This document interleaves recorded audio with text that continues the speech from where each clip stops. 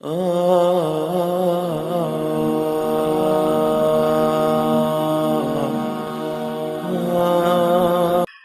ghulam, qud ma'allah shamitan inda maji'i qadarihi. Wahai anakku, belajar diem dong ketika menghadapi takdir Tuhan.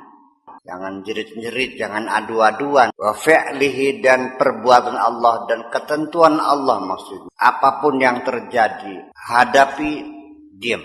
Hatta tara minhu altafan katsiratan. Sampai nanti kamu bakal melihat betapa banyaknya kasih sayang Allah. Betapa banyaknya kemurahan-kemurahan. Jangan terlalu banyak adu-adu lah, adu gimana sih? Masami'ta bi ghulami Jalinus al-Hakim, filosof al-Hakim. Pernah dengar enggak kamu? Kaifa takharasa wa tabalaha wa tasakat, pura-pura bisu, pura-pura goblok, pura-pura diem, hatta hafiza kulla ilmin indahu, sampai akhirnya semua ilmu bisa dia hafal. Hikmatullah azza wa jalla la taji'u ila qalbika min kasrati hadayanika. Hikmatullah itu tidak akan tidak akan masuk ke dalam hatimu ketika kamu sedang mengigau, lagi gancam. Wa munaza'atika, dan penyanggahanmu kepada Allah, kepada Allah. I'tiraduka alaihi, dan perlawananmu kepadanya, nyangkal saja, nggak bakal masuk. Belajar diem dong, terima aja tuh, siap dah apapun yang terjadi. Allahumma rzuqna al-muwafaqata wa tarkal munaza'ah. Mudah-mudahan kita selalu sesuai saja, sejalan saja dengan takdir Tuhan, dan tidak lagi tawar menawar, sangkal menyangkal. Mudah-mudahan kita tidak lagi menyangkal ketentuan Allah, siap menerima segala keputusan Allah dan tidak ada penyangkalan.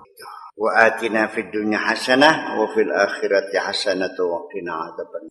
Al-majlis al-hadi asyar. Hari ini naik kelas 11. Qala radhiyallahu ta'ala anhu yaumal jumu'ati bukratan bil madrasati tasi'a asyara Syawal sanata 45 wa 500. Ya qaum, i'rafullah.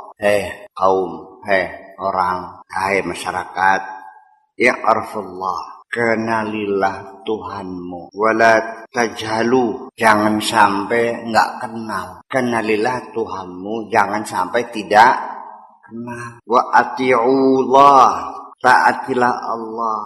Wala ta'su, jangan membangkang. Turutilah Allah, jangan suka membangkang. Wa wafiquhu wala tukhalifu, sudah ikuti saja, jangan suka berseberangan. Wardu biqada'ihi, dan terimalah keputusannya apapun. Wala tunaza'u, dan jangan membantah. Wa'rifu wal haqqa azza wa jalla bisun'atihi, kenalilah Tuhanmu melalui ciptaan.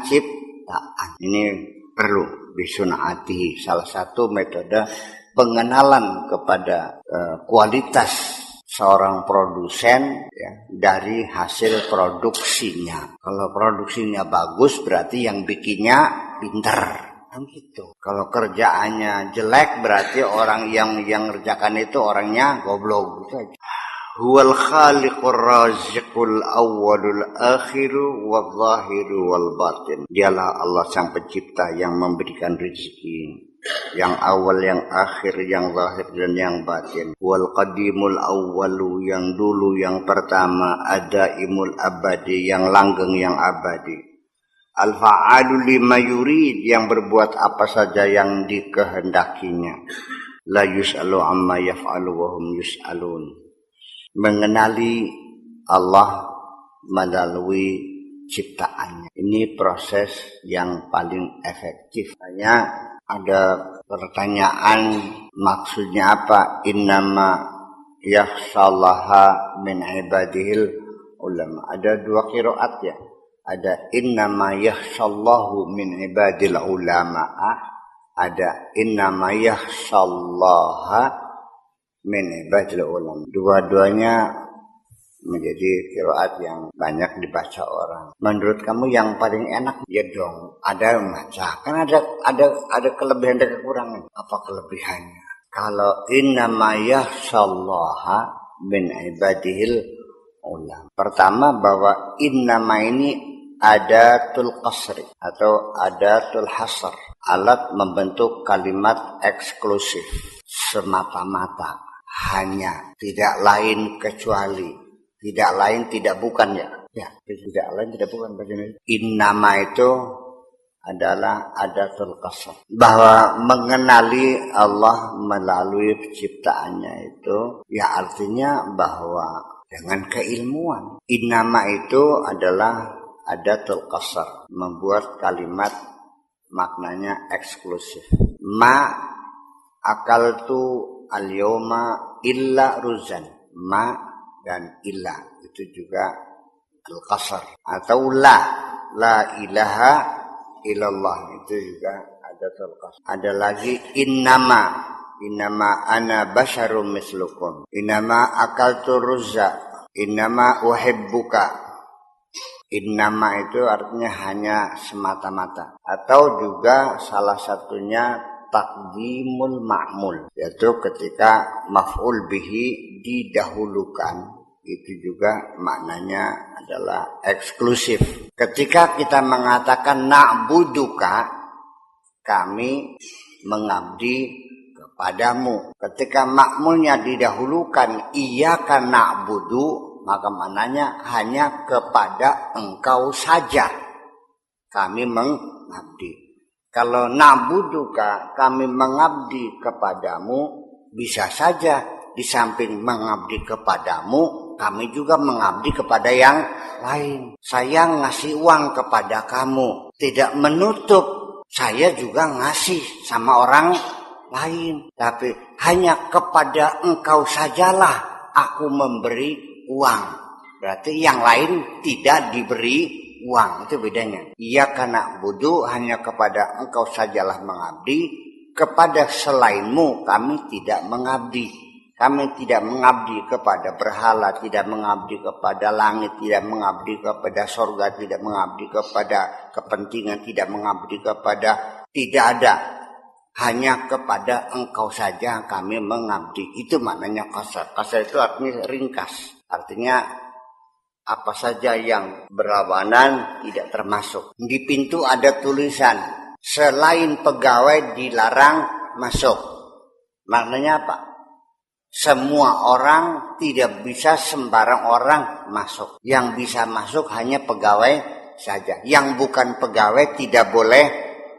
Ngomong nih panjang nih. Karena dia al-qasr, maka menjadi kalimatnya singkat eksklusif. Ada lagi yang tidak berkepentingan dilarang masuk. Jadi yang masuk hanya yang berkepentingan saja. Yang tidak punya kepentingan tidak boleh. Khusus wanita. Lelaki berarti tidak boleh masuk situ. WC khusus wanita, berarti laki-laki nggak boleh. Nah, kalau dibacanya itu innama yakhshallaha min ibadil ulama, namanya adatul qasr. Yakhshallaha ma'mulnya kan gitu. Maf'ulun bihi didahulukan daripada fa'ilnya.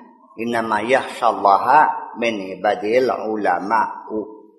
Berarti adatul qasr innama dengan takdimul maf'ul qasr juga. Tapi di mushaf kita innama yakhshallaha ya.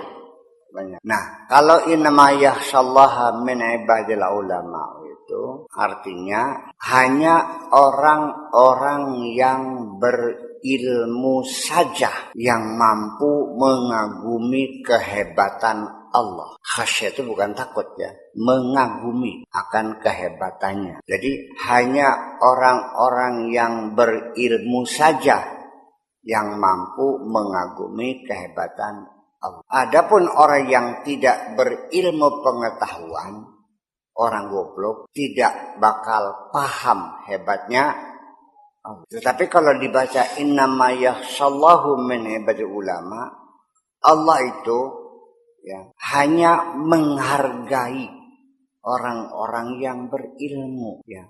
Allah memberikan penghargaan hanya kepada orang yang berilmu. Tidak akan diberikan penghargaan ini kepada orang-orang goblok. Beda nggak maknanya? Terserah mana yang enak. Ya, saya emang nggak maksa. Bisa dibaca maliki, bisa maliki. Maliki yaumiddin dengan maliki. Dari mana munculnya perbedaan qiraat? Apakah Nabi ketika menyampaikan wahyu kepada para juru tulis, apakah Nabi mengatakan ini boleh dibaca ini boleh dibaca begini? Saya kira tidak. Nabi mengatakan ini surat Fatihah silakan tulis. Kan gitu. Nabi tidak mengatakan boleh kamu tulis maliki, boleh kamu tulis maliki, saya kira enggak. Jadi kenapa? Karena juru tulisnya ada yang mim, lam, kaf, tapi ketika dibaca panjang bacanya. Kalau melihat bacanya jadi maliki, nggak ada alifnya kan? Ya udah harokatnya di diri aja. Gitu. Maliki. Kita tidak boleh merubah mim, alif, lam, kaf, nggak boleh. Aslinya bahwa mim, lam, kaf dibaca panjang. Maliki harokatnya di. Tapi ada lagi yang membaca karena belum ada harokat. Ada lagi maliki yaumiddin. Nah, ketika ada bacaan berbeda dan ternyata dua-duanya itu maknanya lurus, ya kan? Tidak bertentangan di jalur yang benar, ya udah berarti boleh dibaca maliki, boleh Haji Syihab. Ada enggak sahabat yang datang, "Ya Rasulullah, ini Fatihah dibacanya maliki panjang atau maliki pendek?" Ada yang nanya gitu enggak? Enggak kan? Persoalan itu muncul sekarang. Harokatnya enggak ada, titik-titik belum ada, dan tulisan itu dulu itu tidak seperti kaligrafi sekarang. Dulu mah kotak-kotak gitu. Jadi satu ya kotak gitu. Kotak kan enggak kotak enggak dibuat. Lihatnya di manuskrip Al-Qur'an yang aslinya. Saya yakin kamu tidak akan bisa baca kok. Budeng sodot ro itu tulisannya sama segi 4 gitu, ada buntutnya gitu ya. Ro ya kayak bentuk ro, wawu ya segi 4 dikasih buntut, segi 4 gitu bentuknya, dan tulisnya dulu di batu-batu pakai pahat. Makanya kenapa Arab tuh nulisnya dari kanan ke kiri, karena nulisnya belum ada pulpen, adanya pahat. Jadi kalau mahat dari kiri ya kena kepala, mahat kan gini. Ya kalau begini ngelatak kopar sendiri. Kenapa dari kanan ke kiri? Kan beda sendiri. Semua dari kiri ke kanan, dari kanan ke kiri. Gitu. Jadi artinya bahwa bagaimanapun juga dengan ilmu pengetahuan kamu bisa lebih mengenal Allah, akan kehebatan. Kalau orang bodoh mau gimana sih? Gimana hebatnya? Hukum alam yang diberlakukan kayak apa? Orang bodoh nggak bakal mikir, paling-paling ya pahamannya bumi ini ya disanggah oleh kijang. Kijangnya naik ikan, ikannya di air, airnya di baskom, baskomnya digotong Pak Dede. Orang bodoh nggak bakal bisa mengerti bahwa berapa kecepatan bumi ini berotasi, dan satu kali putarnya itu berapa lama yang diperlukan, 23 jam 56 menit. Bagaimana membaginya menjadi 12 bulan dalam setahun, iya kan? Sehingga jumlahnya itu 365 hari. Bagaimana menyesuaikan satu hari 24 jam, tapi pada kenyataannya hanya 23 56 menit. Bagaimana menyisipkan 4 menit menjadi hitungan hari sampai 1 tahun selama 365 hari. Ini nggak bakal ya kan? Hanya ya bisunatihi. Jadi artinya bahwa ilmu pengetahuan yang bisa memperkenalkan, yang bisa mengajak kita kenal Allah adalah sains, bukan ilmu hukum. Paham ini? Yang haram halal mah tidak menjelaskan. Hebatnya Allah. Bahkan tanpa pengetahuan sendiri juga tidak akan paham dengan firman Tuhan. Yulijul laila fin nahar wa yulijul nahar fil lail. Malam dimasukkan ke siang, siang dimasukkan. Siapa yang nggak paham kalau dia nggak belajar bagaimana bumi itu berotasi? Kapan terjadinya siang dan kapan terjadinya malam? Ketika bumi berputar, nah maka bagian yang menghadap matahari namanya siang, yang membelakangi matahari disebut malam. Dan ketika berputar, maka terjadilah pergeseran. Siang itu masuk ke dalam malam, dan malamnya juga masuk ke dalam siang. Ketika pas di tengah-tengah dalam pergeseran siang malam, itu namanya yang sebelah sana namanya maghrib, sini namanya subuh. Iya kan? Kalau dari malam menjelang siang itu pergantian itu disebut dengan waktu subuh. Kalau pergantian dari terang kepada gelap namanya maghrib. Ya kenapa maghrib itu kok berbeda-beda waktunya? Kadang-kadang jam 6:31 menit. Kadang-kadang jam 6 sampai jam 6:22 menit. Ya kan? Kok selisihnya sampai 25 menit, 28 menit? Kenapa? Ya karena posisi bulan bumi sendiri ketika berotasi dia terjadi ulang-alik. Maka pada giliran kita pada posisi kutub utara sekian, bintang utara sekian, maka terjadi waktu malamnya lebih pendek. Yang penting ini, Allah mengatakan sanurihim ayatina fil afaqi wa fi anfusihim hatta yatabayyana lahum annahul haq. Akan kami perlihatkan tanda-tanda, bukti-bukti, ayat-ayat kami yang ada di langit dan yang ada dalam diri mereka sendiri, ya, sampai mereka yakin bahwa Allah adalah hak benar. Ya kalau nggak belajar ya nggak mengerti. Kenapa kalau udara panas kita keluar keringat, nggak niat ngapa kok keluar sendiri? Dan kenapa kita makan apa saja, ya kan gitu? Kok keluarnya ada kata sendiri? Kalau belum waktunya ngeder-ngeder masa keluaran. Dan orang yang bodoh tidak akan paham bagaimana mesin katalis yang ada dalam perut kita memecah, memisah berbagai protein, berbagai kalori, berbagai vitamin yang macam-macam. Tahu katalis memisahkan unsur-unsur kimia.